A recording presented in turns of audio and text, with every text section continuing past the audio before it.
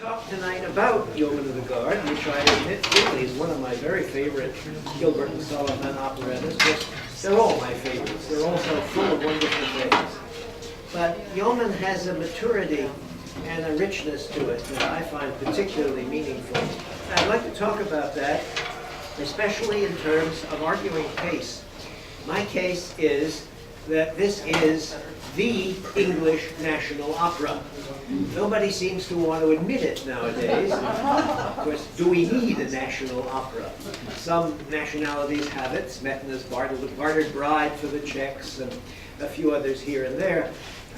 Maybe Peter Grimes might be hailed for the English.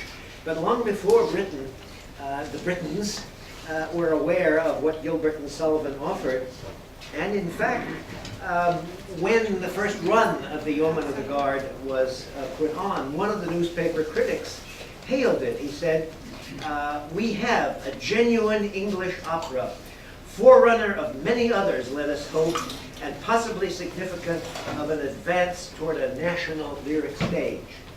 In other words, this was seen as not just a frivolous operetta entertainment. It certainly had its fun, but it was something with more depth.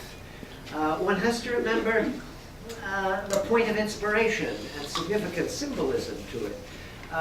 We're told that Gilbert got the idea for the plot when he was standing on the Uxbridge train station and saw a poster advertising the Tower Furnishing Company with a picture of the tower and a beefeater. And he got ideas that way. In addition, the original title he first proposed for the piece was Tower Warder, or Tower Warders.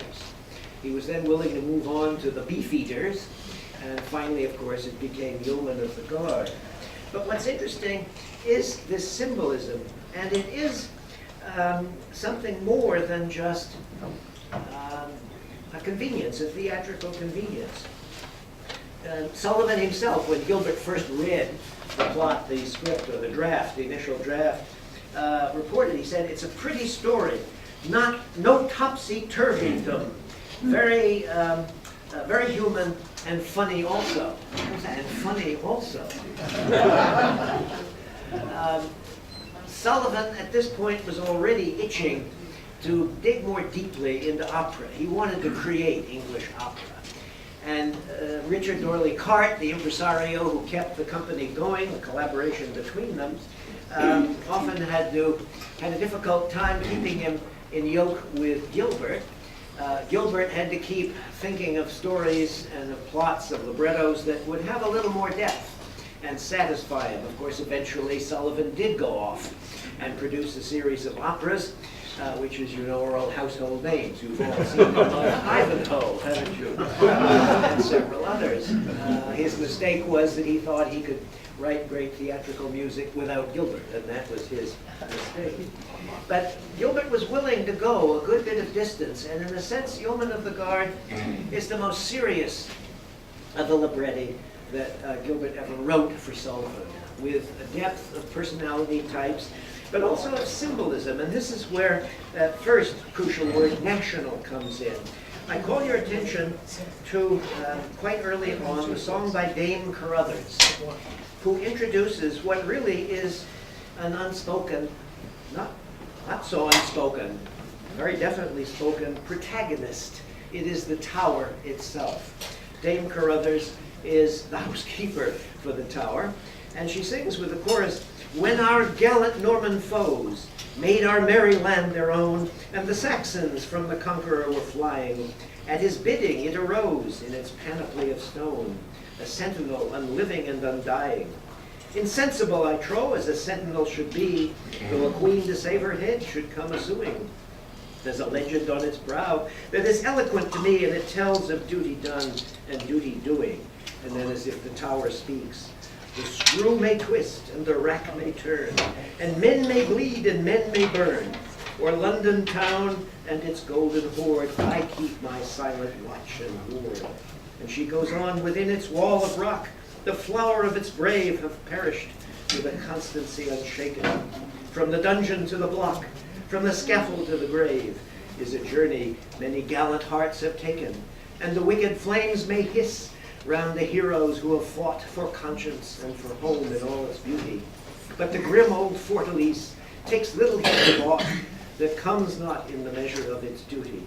And again the tower says, the screw may twist, and the rack may turn, and men may bleed, and men may burn, o'er London town and its folded board. I keep my silent watch and ward.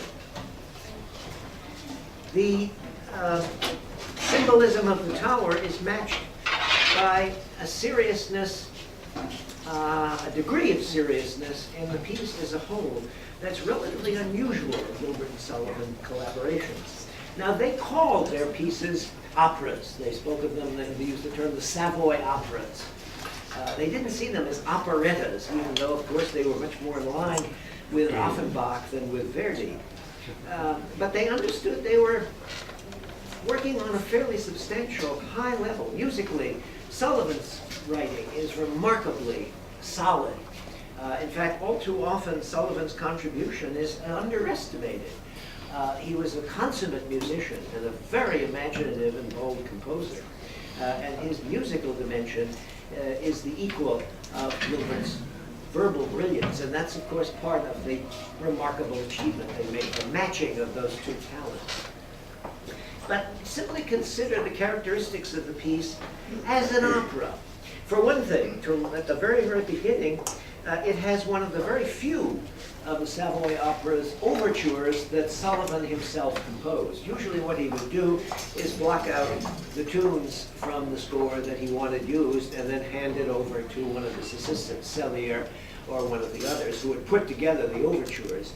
So that a large percentage, I've forgotten the precise number, but well over half of the overtures that we hear with the operettas are not in that form by Sullivan himself. But the overture to Yeomen of the Guards is, and he was very careful about it. He put it together in a very solid, substantial way, and that tells, if you listen to it as a piece in its own terms.